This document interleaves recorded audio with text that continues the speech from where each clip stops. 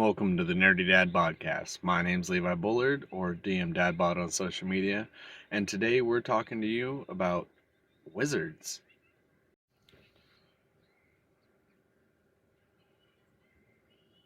Hello, and my name is Axion, and I am the final speaker of the Celestial Court. And today we talk to you about the Grand Wizard.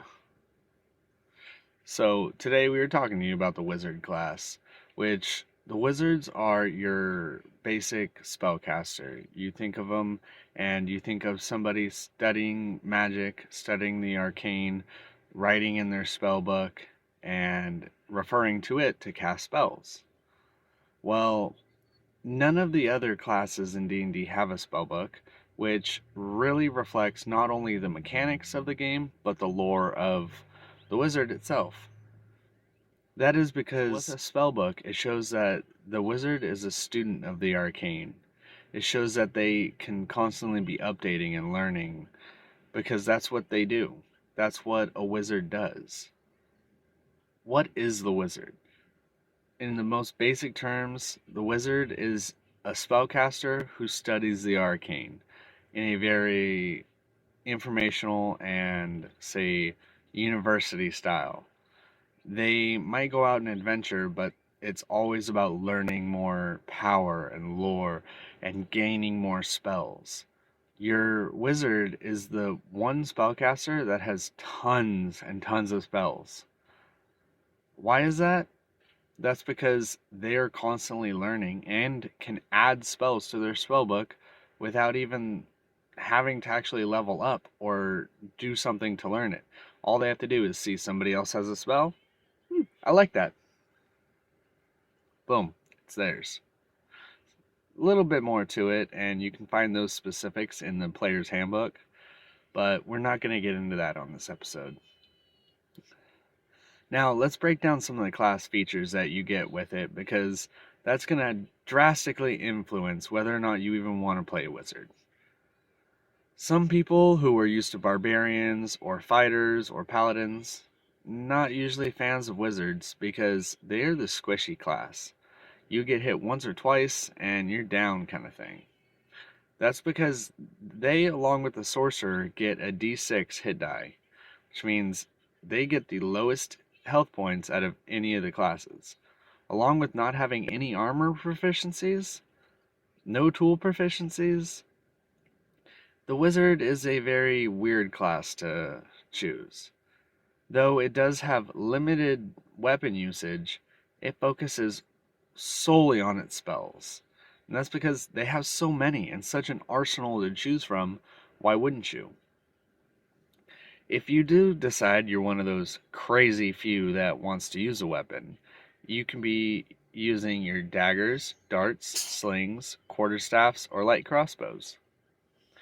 Now, your saving throws are obviously going to be in between your primary stat of intelligence and wisdom. Now, this goes to one of the biggest features of the wizard, and what I touched on earlier, is that every level the wizard gets 2 new spells from the wizard spell list that they can add to their spellbook for free, for no reason other than, hey, they leveled up. You had 2 new spells. In your adventures, you might find other spells that you can add to your spellbook, and definitely see that in the player's handbook. You want to see exactly what it takes to write it down and get it so you can use it. But that's one of the most interesting features that I think people don't add into their games when you have a wizard.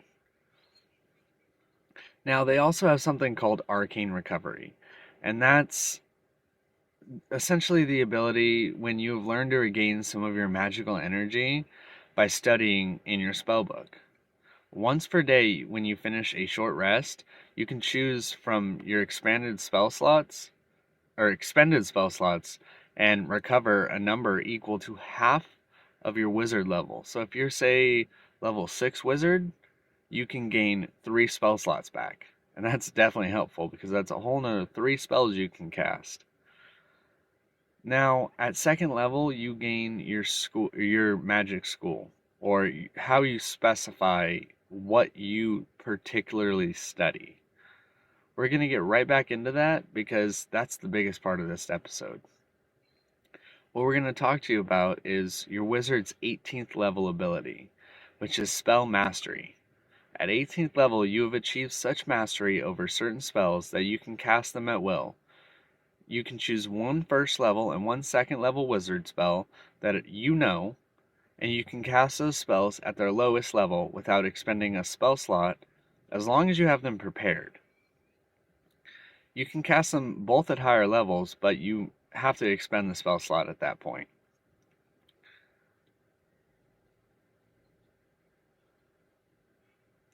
And by spending 8 hours studying, you can exchange one or both of the spells that you chose for different spells as long as they're the same level.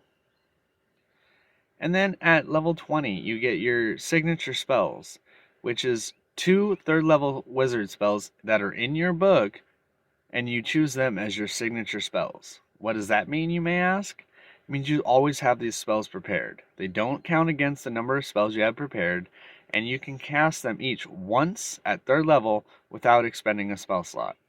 So it's a souped up version of your 18th level spell or ability. Now you're saying, okay, well, that's cool and all, but why do we do that? And that's to reinforce the fact that the wizard can just keep casting spells. Unlike the warlock, who's very powerful but limited, and the wizard is kind of the opposite. They're a little toned down on power, but they can just keep going and keep launching spells. So they're very utility. They're a lot of help in battle and in, everyday roleplay.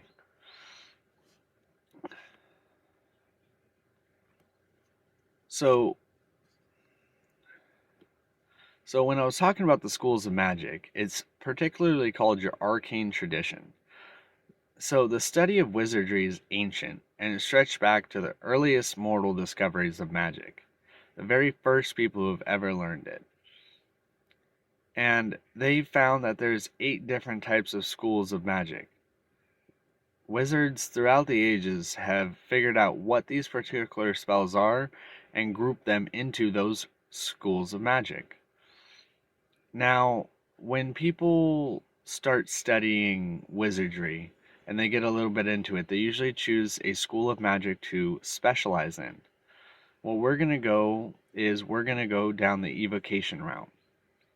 Now, evocation focuses on creating powerful elemental effects such as bitter cold or searing flame, rolling thunder, crackling lightning, burning acid. Some invokers, they'll find themselves using their powers for military forces, kind of just blasting away at people. But you also get some that use it to be bandits or adventurers such as yourselves, or even aspiring tyrants. Now, you get at second level your evocation savant, which means the gold and time that you have to spend to copy your spell into your spellbook is halved. And that goes into what I was saying about you need to look into the player's handbook, because there's a certain amount of gold and time you have to spend in order to copy that spell into the spellbook. You also get sculpt spells at second level. So say you were going to shoot a fireball at the enemy, but your teammate's standing 10 feet from him. You don't want to hurt your teammate, so you can use sculpt spell, and you can actually bend the fabric of your magic and make it where if you blast this guy with fireball, the other person or your teammate, your ally, will not get hurt. The fire will blast and go around them. You create a bubble of relative safety within the effects of your spell. And then you get potent cantrip at your 6th level, which means that even if a character saves against one of your damaging cantrips, you still do at least half damage, which means no matter what, you're still doing damage, which definitely helps because you can just keep casting. It's essentially a war of attrition when it comes to the wizard. Stay away and keep blasting. You get empowered evocation at 10th level, which allows you to add your intelligence modifier to any to one damage roll of any wizard evocation that you cast. Which means if you cast an evocation spell like Searing Flame, you can add your intelligence modifier. At 10th level, you're probably sitting at a +4 or a +5, so that's a good amount of damage added into your roll. When you think about it, any extra damage is always helpful, especially when it's based off of your primary stat.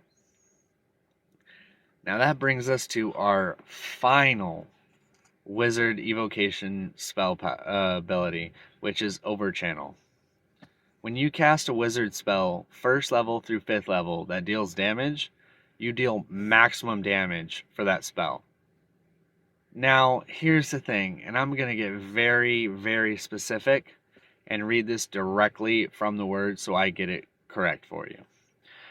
The first time you do this, so you suffer no adverse effects. If you use this feature again before you finish a long rest, you take 2d12 necrotic damage for each level of the spell immediately after you cast it.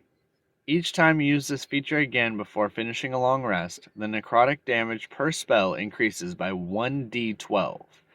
This damage ignores resistance and immunity.